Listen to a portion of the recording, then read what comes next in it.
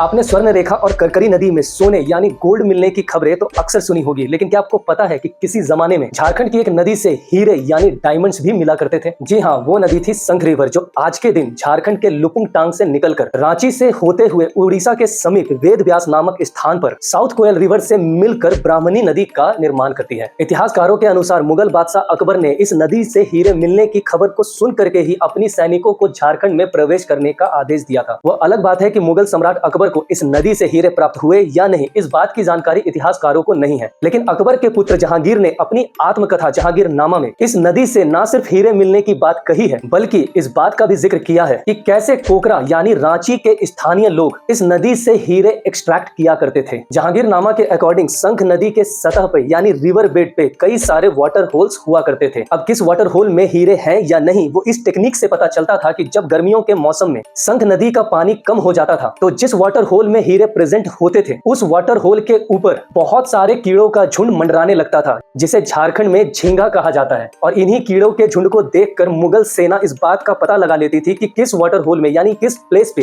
हीरे प्रेजेंट हैं। इसी टेक्निक का यूज करके कई सालों तक मुगल सैनिकों ने बहुत सारे हीरे संख नदी से एक्सट्रैक्ट किए।